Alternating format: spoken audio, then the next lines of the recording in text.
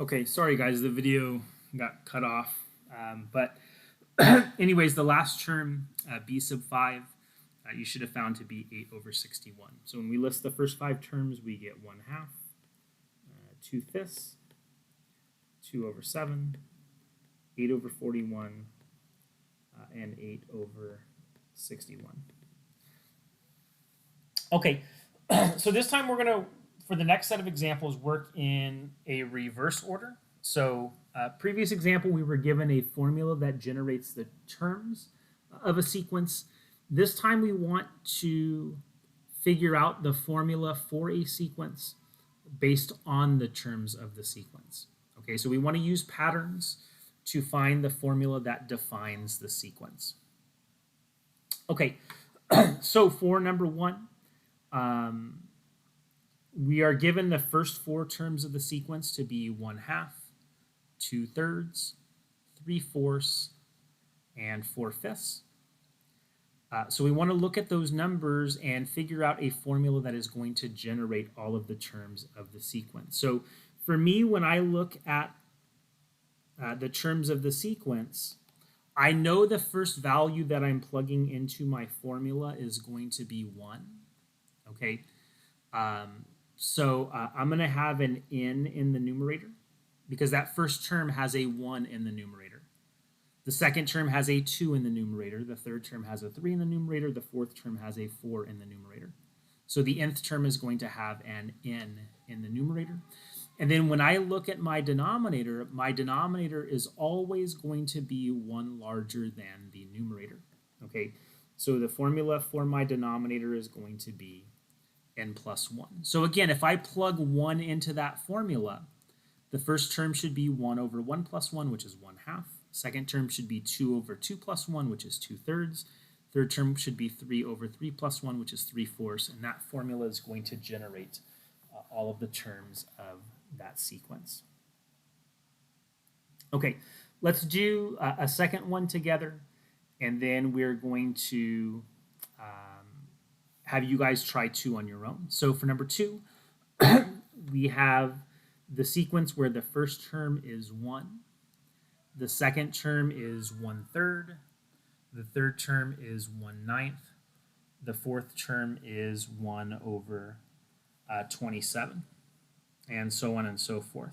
Okay, so when I look at all of those terms, like the first term, we can think of that really as like 1/3 raised to the 0 power, because 1/3 raised to the 0 power is 1. The second term is 1/3 raised to the first power. The third term is 1/3 raised to the second power. The fourth term is 1/3 raised to the third power. So if I want to write a formula that generates all of the terms of that sequence, my formula I could think of as being 1/3 raised to the n minus 1 power. Because if I plug 1 into that formula for the first term, that would be 1/3 raised to the 1 minus 1, or 1/3 raised to the 0 power, which is going to be 1. The second term, when I plug 2 in the place of n, would be 1/3 raised to the 2 minus 1 power, which is 1/3 raised to the first power, which is 1/3. The third term would be 1/3 raised to the 3 minus 1 power, which is 1/3 quantity squared, which becomes 1/9. The fourth term would be 1/3 raised to the 4 minus 1 power, which is 1/3 cubed, which is 1 over 27. So that formula is going to generate all of the terms of that sequence. Okay, so I'm going to have you guys do 3 and 4. Okay, so go ahead and pause the video, give those 2 a try. And then once you've completed those, you can turn the video back on, and then we'll work through problems 3 and 4.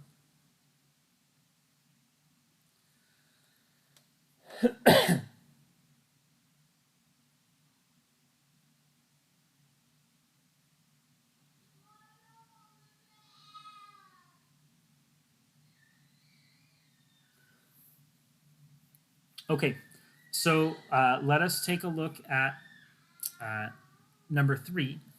So for number 3, we have the sequence with the terms 1, 3, 5, 7, and so on and so forth. Okay, so we have to come up with a formula here that is going to generate all of the terms of this sequence.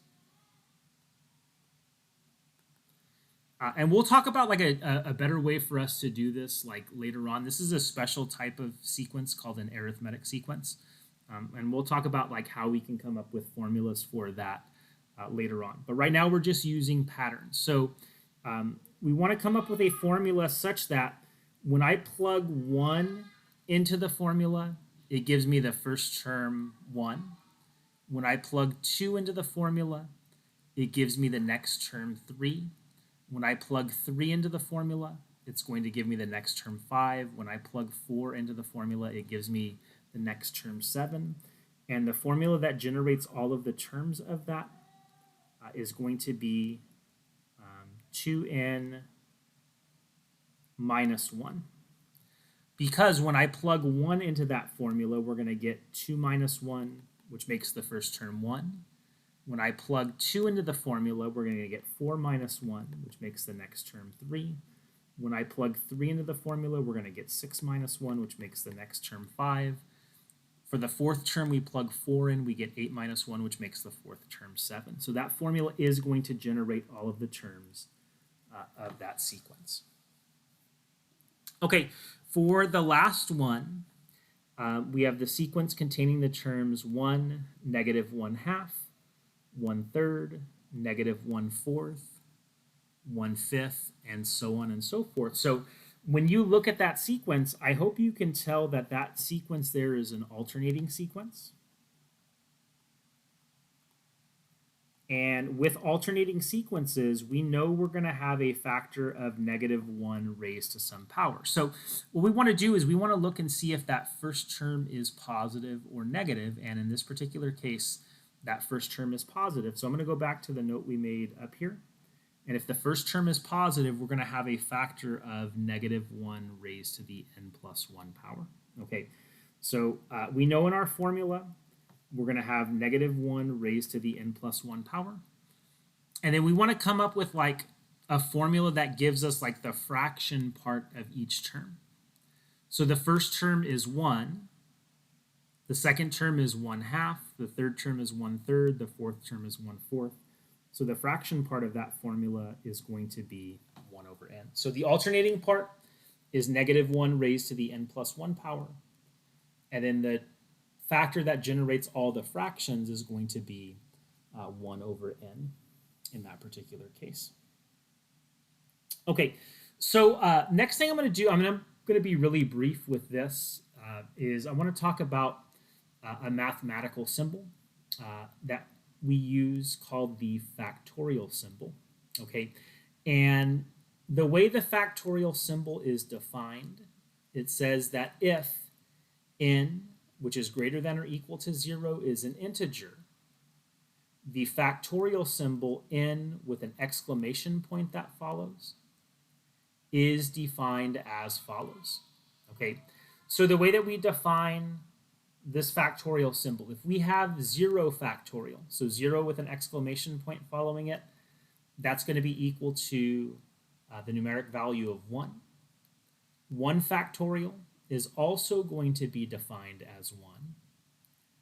And then for any number greater than or equal to 2, if we take n factorial, you're going to multiply n times n minus 1 times n minus 2, and you're going to keep going until you get to 3 times 2 times 1. Okay, so for example, if we want to find the numeric value of 4 factorial, you're going to start with that number 4, and then you're going to subtract 1 every single time that you move down a factor until you get to the number 1. So 4 factorial would be defined as 4 times 3 times 2 times 1. If I wanted to do 7 factorial, okay, 7 factorial would be 7 times 6 times 5 times 4 times 3 times 2 times 1.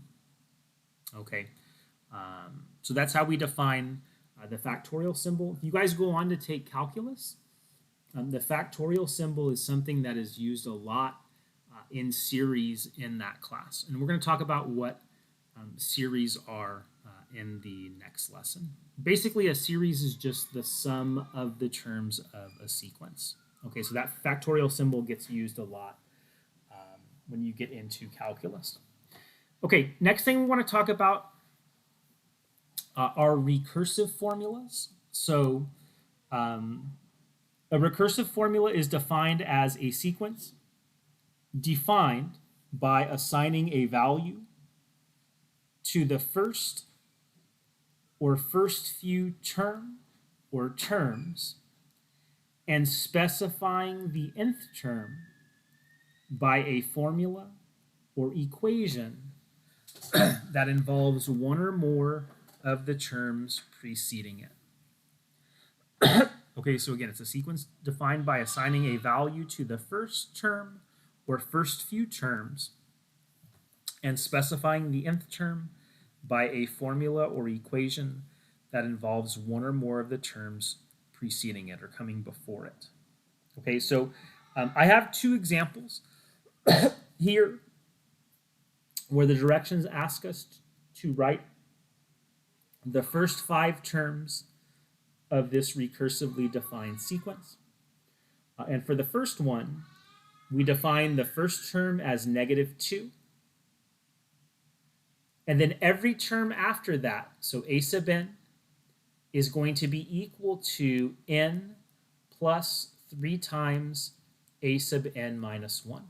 So a sub n is going to be equal to n plus 3 times the term that comes before it. Okay, so let's actually work through this example here. So we know the first term in the sequence is -2. Then, so if I want to find every term that comes after, it's going to be dictated by this formula right here. Okay, so this formula right here is going to dictate all of the terms that come after that first term. Okay, so if we want to calculate a sub 2, a sub 2 is going to be equal to n. Okay, so again, a sub n is n, so a sub 2 here is going to be equal to 2 plus 3 times a sub 2 minus 1, which is a sub 1. Okay, now we said that a sub 1 was defined as -2, so this is going to be equal to 2 plus 3 times -2, which is 2 minus 6, which is -4. Okay, so that's going to be how we generate all of the other terms of this recursively defined sequence. Okay, if we want to calculate a sub 3, okay, a sub 3 is going to be equal to n, which is 3, plus 3 times a sub 3 minus 1. 3 minus 1 is going to be 2, so it's 3 plus 3 times a sub 2, which is going to be 3 plus 3 times, now we said that a sub 2 was -4, so this winds up becoming 3 minus 12, which is -9. Okay, the next term, a sub 4, is going to be equal to n, which is 4, plus 3 times a sub 4 minus 1, which is a sub 3. So that's going to be 4 plus 3 times, we said that a sub 3 was -9. So that's going to be 4 minus 27, which is -23. And then our last term, a sub 5, is going to be 5 plus 3 times a sub 5 minus 1 is going to be a sub 4, which is going to be 5 plus 3 times -23, which is 5 minus 69, which is -64. So the first 5 terms of that sequence are going to be -2, -4, -9, -23, and -64.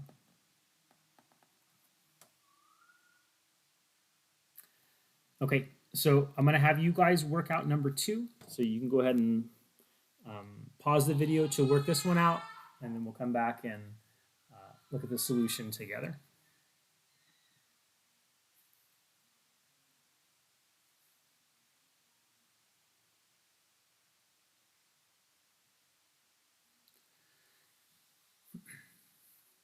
Okay, so let's go ahead and take a look at this one. So this one, the good news is we have the first 2 terms defined. So we know a sub 1 is -1, a sub 2 is going to be equal to 1. And the bad news is the formula is a little bit more complicated for this one, but it's nothing that we can't handle. Okay, so if we want to calculate a sub 3,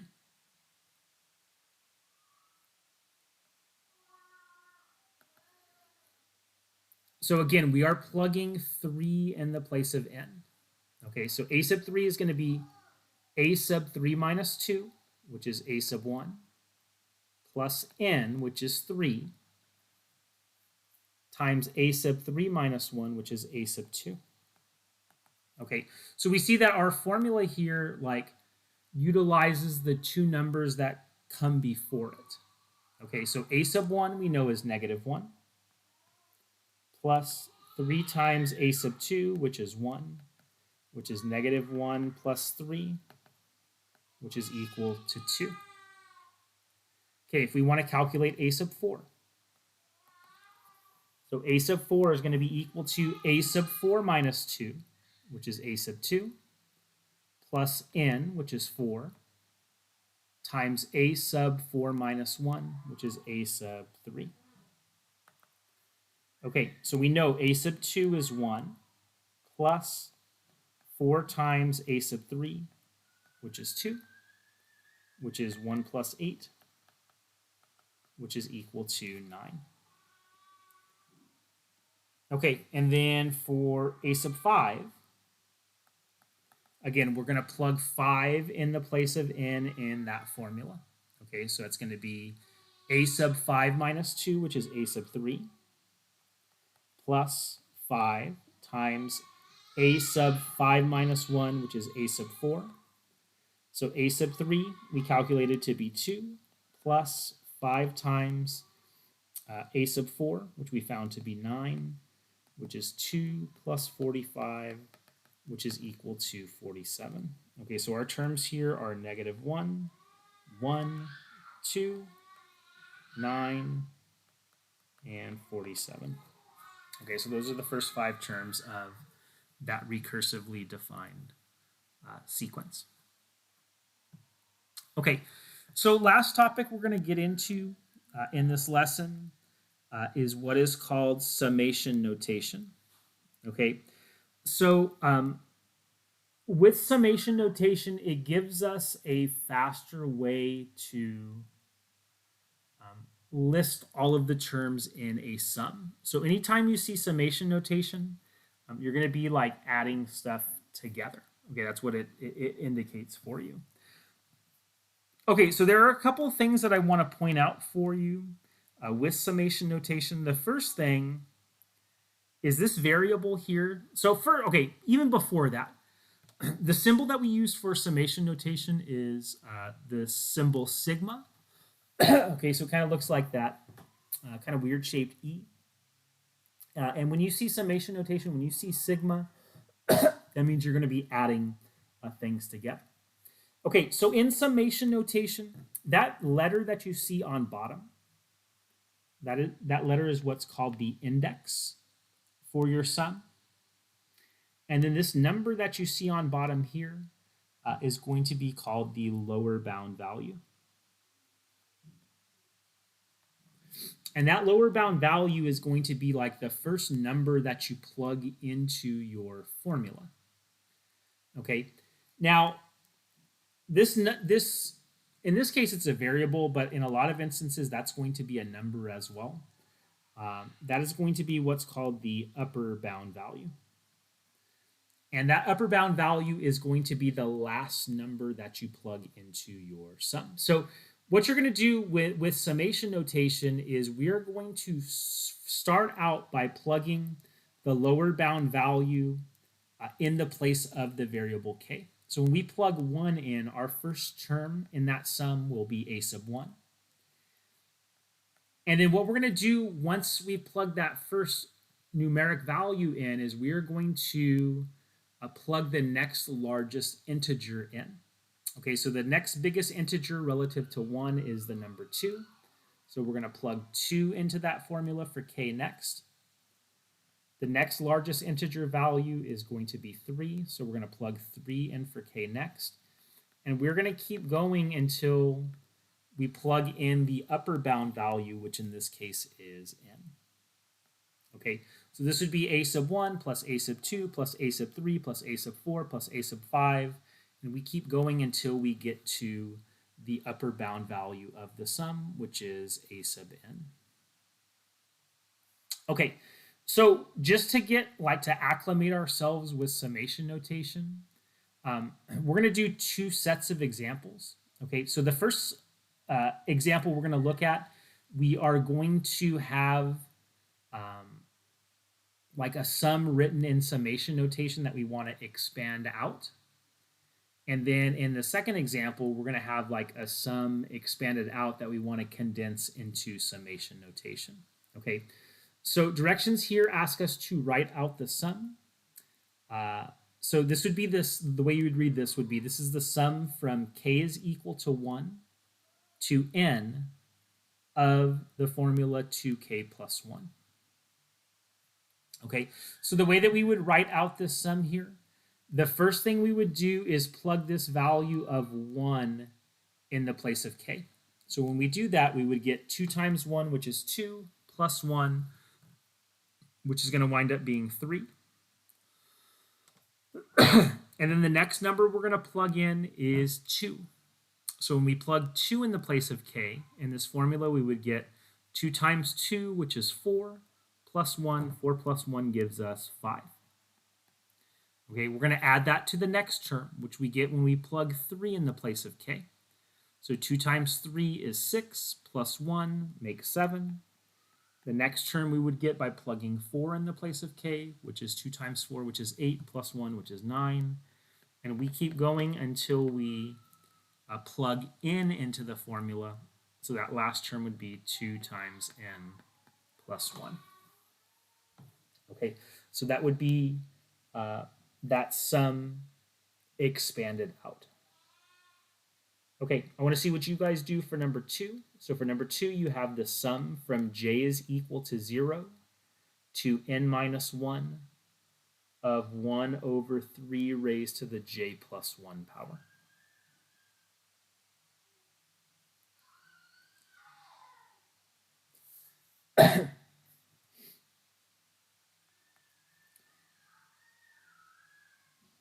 Okay, so let's see how we did with this. So first thing we want to do is plug 0 in the place of j, which would be 1 over 3 to the first power, which is 1/3.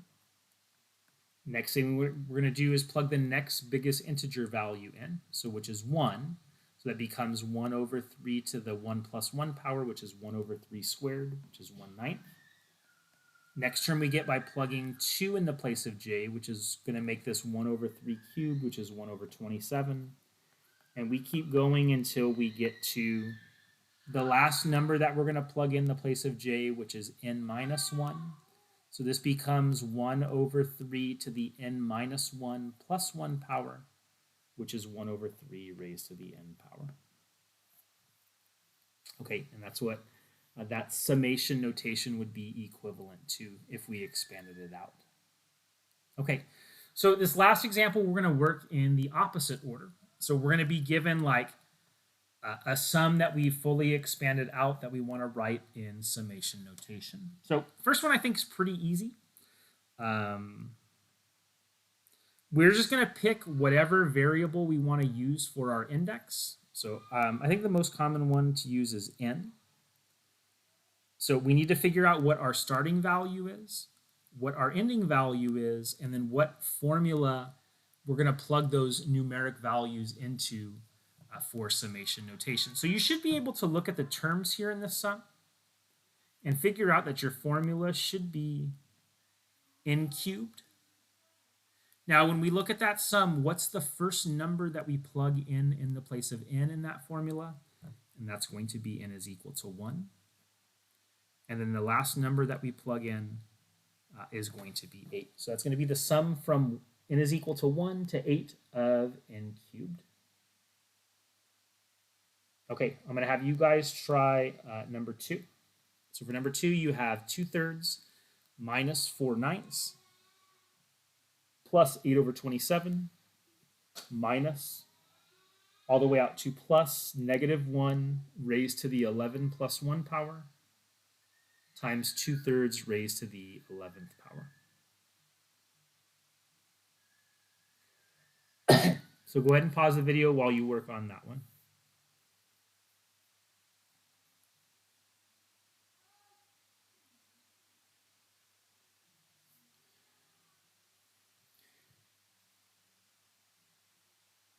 Okay, so let's take a look at this one. At first glance, this problem looks a lot more complicated than the previous one. But in some ways, I actually think it's easier than the previous problem because when you look at the last term here, this last term like gives you like the kind of the skeleton for your formula. Because you know you're going to have -1 raised to something plus 1 power. So like we can make n plus 1. And then we also have, so that's the first part. And we also have another factor of 2/3 raised to the n power. So like we have the formula given by the last term. We just need to figure out, hey, what's the first number that we're plugging into the formula? And then what is the last number that we're plugging into the formula? Well, if the first term is 2/3, like if I plug 1 in the place of n in this formula, we're going to get -1 squared, which is 1, times 2/3 to the first power, which is 2/3. And that gives me the first term of the sequence here, 2/3. Or sorry, the first term of the series, 2/3. So our starting term is going to be n is equal to 1. And then what's the last number I am plugging in to the formula? Well, I can look over here. The last number we're going to get into that formula is n is equal to 11. So that's going to be my upper bound value for that sequence. So that's going to be the sum from n is equal to 1 to 11 of -1 raised to the n plus 1 power over 2/3 raised to the n power. Okay, so that's being able to work both ways with summation notation. So being able to take a sum and write it in summation notation, and being able to take something in summation notation and express it as a sum. Like it's really important that you're able to work through things in both directions. So a lot of what we talked about in today's lesson, some of the terminology that we've looked at, some of the notation that we've looked at is going to be stuff that we use throughout this unit. Into the next lesson, which deals with arithmetic sequences and series, and the following lesson, which deals with geometric sequences and series. Okay, that's it for today, guys. Take care.